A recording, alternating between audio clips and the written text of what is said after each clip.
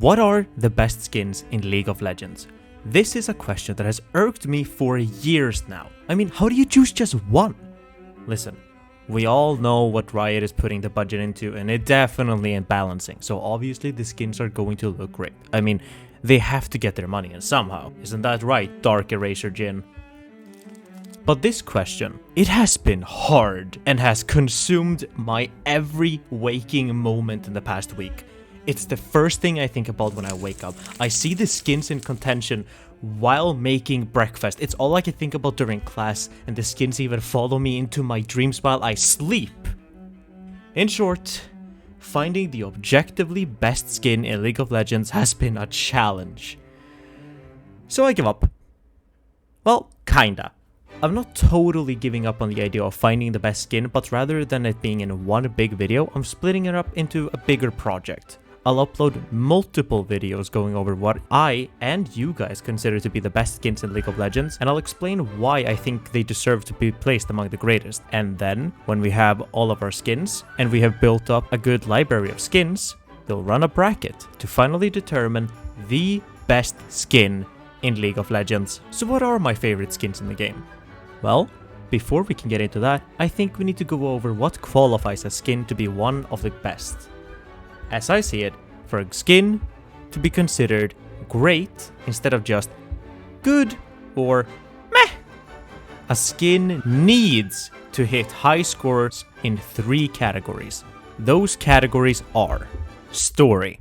Every good skin isn't just selling a cosmetic, but rather a fantasy, and something that differentiates the goods from the greats is how well that skin can tell the story through the model, animation, sound effects, and splash art. Skins like Tango, Evelynn, and Twisted Fate do an incredible job of showcasing the story of the skin line, and it's genuinely baffling how many new things you pick up on about the skin the longer you look at it. For example, when you look at the skin, you can tell that the story is that both Evelynn and Twisted Fate are trying to kill each other without the other person knowing it. You can see this by how Twisted has a green card ready to use against Evelynn, but also how Evelynn's claw seems to be moving its way towards Twisted Fate's torso. But you can see that there's kind of a big power gap. Twisted Fate has his arm around Evelynn, which would obviously give him a giant advantage in a fight. But then, we see how Evelynn is literally holding Twisted Fate's tie, which can be viewed both as a way of choking him, but also can be interpreted as an act of power. The tables turn yet again though,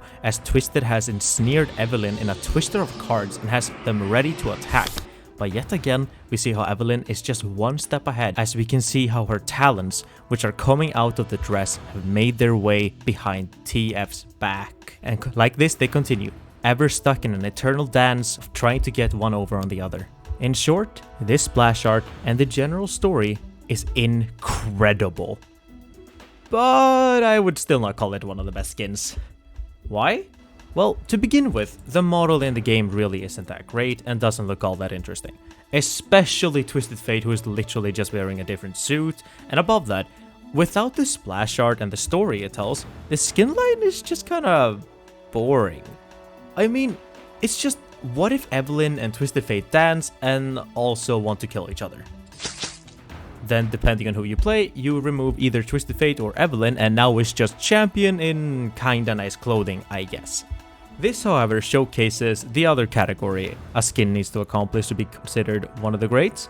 Other than just telling a story, the skin also needs to look good. It needs to be well designed, and the model needs to look great. You are buying a model for the character in-game. If it doesn't look good in-game, you have been scammed. Nightbringer Yasuo. Actually, while you're here, let's talk about you. Yes, you. Get over here! Our dear friend Nightbringer Yasuo here is another perfect example of a skin going really hard into one category, that being the splash art, and then completely failing at everything else. I mean, just look at the skin in game. What are those? Seriously, what were they thinking? In the splash art here, he looks like a demonic god of evil who's preparing to kick everyone's ass and take all the names. Well, in game he looks like a guy cosplaying the splash art, but he only had a budget of $10. Again, what are those? And what's with the hair thing? Seriously, the guy looks like a rooster. This skin, as good as the splash art looks, is honestly horrendous. And thus, even though it's a cool idea and has a really cool story with a cool splash art, it still doesn't qualify as one of the best in the game. Now, can someone please go tell that to all the Yasuo mains, because this seems to be the only skin that they all go to. Literally every single one of them. Why? Do they not have eyes? Do they like being a rooster guy? Actually, I believe that. Anyway, so now we have talked about the importance of a story, as well as design, and shown some examples that excel in some categories but fail in others. But in the beginning I mentioned that there are 3 categories that need to be fulfilled in order for a skin to be great. We have story, we have design, and the most important one, if you ask me, is coolness factor. Coolness factor can be a bit subjective, but unlike all of you, my opinion is actual facts. So you can trust me to be right about what I say, and when it comes to coolness factor, it's exactly what it sounds like. How cool is the concept? How awesome are the animations? Why should I like this thing? I mean, let's look at the examples we brought up. 2 sexy murdery tango dancers are cool and all, but not as cool as a dark god of chaos who lives only to bring about an eternal night. Too bad it looks like this. But now that we have our categories, I think it's time we start bringing in some contenders for the title of best skin in League of Legends. And it's definitely not you. I do want to mention that I have placed a few rules for this video. I can only bring 1 legendary skin per video, and I will only bring in 3 to 5 skins per video. The order I present the skins really doesn't matter unless I specifically say so. Got it?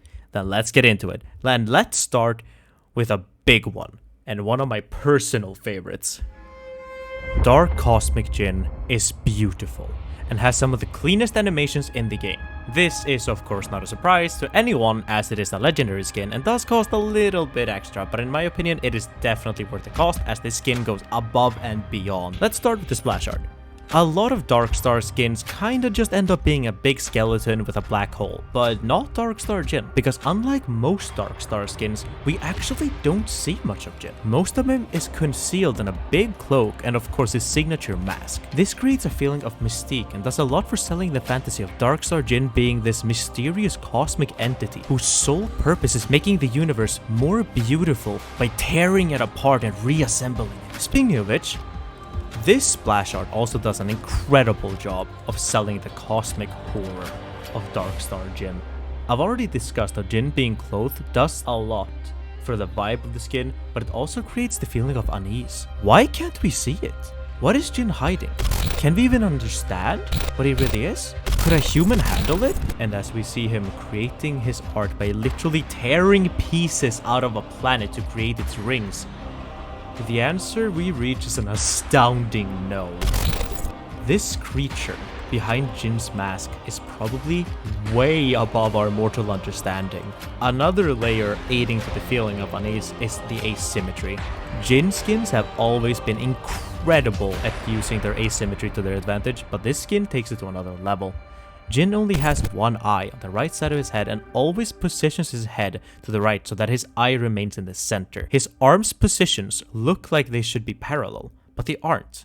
And the planets are mostly concentrated on the left side of the picture, which means that our eyes are instantly drawn to Jhin's weapon, which is the only thing of note in the right side of the picture. And this weapon, this alien tool, seeming to be powered by some sort of black hole, looks incredible. There are of course more asymmetric things in the art, but pointing them out would literally take years, so let's move on to the model. When it comes to the model, Dark Cosmic Jhin gets an excellent grade as it looks absolutely amazing, and the animations are crisp as heck. Obviously this is a legendary skin, so of course they have to put a little bit of extra work into making the skin look just incredible in game, but credit should still go where credit is due, and this skin looks incredible. Many skins often get worse while in game because the model of the champion is just too old to make the skin work, but thanks to Jhin's model being still relatively good and honestly kinda newish, he doesn't have to deal with the restrictions that other skins have to deal with, and the skin gets to reach its full potential. Also, let's talk about the animations. I love this. I have been watching this for 3 hours straight now. Okay, but other than what is probably the best dance in the game, Jin also has some fantastic emotes, as well as the funniest base animation in the game. He literally lets Jesus take the wheel and dives into space. Are you kidding? That's hilarious. Overall, this skin is absolutely amazing and deserves a place among the best skins in League of Legends. On to the next one. One of my personal favorite skins is Dragon Slayer Pantheon. Now, this may come as a surprise to many of you, because you don't usually see this skin being brought up when people discuss the best skins in League of Legends, and this is a grave error in my opinion. I personally believe, as well as know, and as we all know, my opinion is fact, that Dragon Slayer Pantheon is not just Pantheon's best skin, but also one of the best skins in League of Legends. First, let's go over the splash art. The story of Dragon Slayer Pantheon is that he was among the first group of heroes who rose up against the dragons when they first came and burned down humanity. Pantheon, as a sole mortal, along with his companions, fought off the dragons and saved humanity. Then, with time, the Dragon Slayer's ranks began to dwindle. Some because of time, others because of wounds from old enemies, and some simply left. So now, Pantheon stands alone as the sole member of the old Dragon Slayers, patiently waiting for his old enemies to come back so Pantheon may once again stand against them and save humanity from their fires. Something I absolutely love is when a skin changes the fantasy of a champion while still keeping to the original theme. Original Pantheon is a stubborn human fighter who hates the gods and fights for humanity. Almost like a guardian angel who fights against literal and biblically accurate guardian angels. Wow, that's terrifying. You fight those? Huh. In this skin line, Pantheon still follows a similar path, with him being a human who stands up against the greater forces of the world trying to mess with humans, but now things are a lot darker and grittier, which I absolutely love. While in the normal story, Atreus gains the powers of the Pantheon when it takes over his body, and then took them over when the aspect died, here Pantheon never really got a power boost from any god. No, he made his own power by literally consuming and using the dragon's dead bodies against them. If you look at Pantheon's armor, most people would just say, he's just a guy wearing big armor. What's the cool thing about that? But that's where you're mistaken. Dumb. Silly, even. Because this isn't just a black armor. No, that's what Pantheon wants you to think. If you look closely, you can see that this armor, and even his weapons, are literally made of dragon corpses. Instead of chainmail, he has scales that run along his body. His horns literally come from dragons. His cape isn't just made of leather, but rather actual dragon wings, as well as his weapons literally having eyes of the dead dragons on them. Pantheon is wearing a dragon that he killed, and that is the coolest thing ever. But it doesn't end there, because you see, we don't actually get the full story of Dragon Slayer Pantheon in his description, because there's a secret that Pantheon has hidden from the world, and doesn't want anyone to know about, not even you, the player. You see, the longer you look at this splash art, the more you start to question where the armor ends and Pantheon begins. He's completely concealed by the armor, and we can see that the scales that run along his legs, when you look underneath them, looks almost more like scaled skin rather than pieces of armor. Same thing with the cape, as when you look at it the first time, you simply assume that Pantheon has cut off a pair of wings from a dragon and is using it as a cape. But why are the wings moving? Why are they angled like that? The way they're angled almost looks like they're being maneuvered. Almost like Pantheon himself has control over them. This mystery is later answered with the skin in-game, where you can see more things that point towards the armor not just being a dead piece of dragon, but rather something alive, or controlled. When Pantheon has 5 stacks of Mortal Will, you can actually see the armor flaring up. It shakes up a little bit, almost like it's excited, and both his shield and spear seem to be burning with energy. Then, when Pantheon charges his spear, a dragon eye opens by the tip of the spear. Yes, the secret of this skin is that Pantheon paid a price for his fight against the dragons. The more dragons he consumed, the more dragons he killed and made into weapons, and the more he wore that armor, the more he started to become like them. A dragon, yes. Pantheon in this skin line has become the very thing he hates. Just like in the main story. This is confirmed by Pantheon's arc, where he literally transforms into a dragon to fly over where he wants to land with his ult. Something that's also worth mentioning for this skin is that with a lot of Pantheon skins, Pantheon removes his helm when he bases, to show that despite it all, he is still a man. While Dragonslayer Pantheon doesn't really do that. When Dragonslayer Pantheon clicks B, he loses his cape, something signifying him as a mortal man, and grows a pair of dragon wings, which he uses to fly off with his helm still on, because this Pantheon isn't just a man anymore. In this universe, Pantheon lost himself in the fight. This skin is perfect, with how well it tells its story, and also has an incredibly cool concept brought to life in the most badass way possible. I mean, he's wearing a dead dragon. I feel like we just kind of glossed over that fact, but like I want to circle back to that because it's so cool. Like, what? That's so awesome. Now, if only the other skins from the skin lines could follow this example, because God, this skin line is a mess. Well, speaking of giant messes, Star Nemesis Fiddlesticks is a hot mess of a skin that is incredibly over-designed, has way too much going on, and I love it. This thing is chaos incarnate and gives a terrifying feeling to look at. Let's take a look at the splash art, shall we?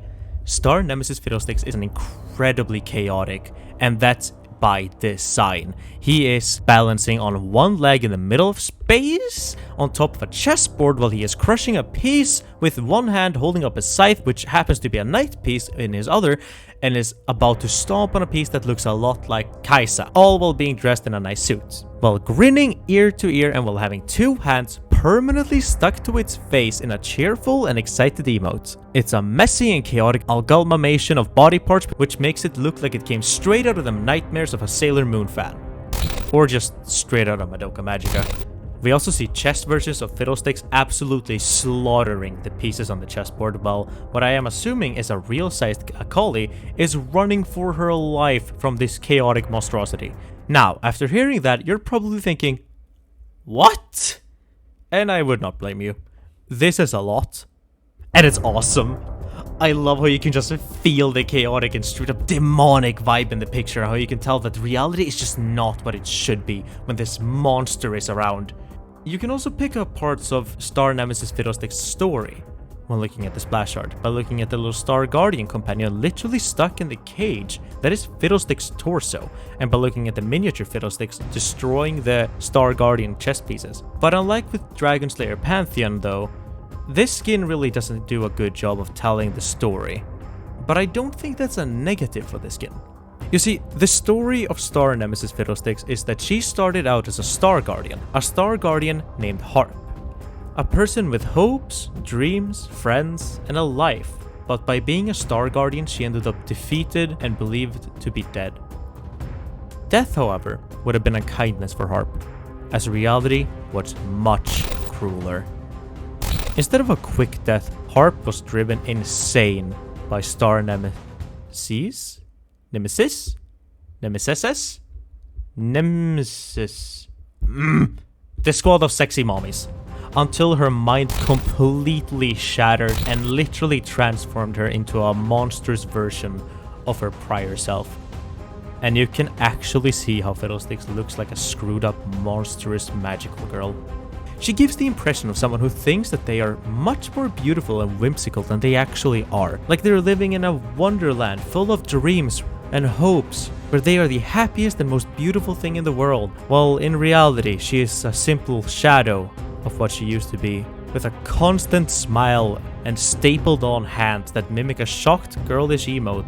She walks around like a monstrous nightmare, literally dragging her old companion along with her in a cage where her heart used to be.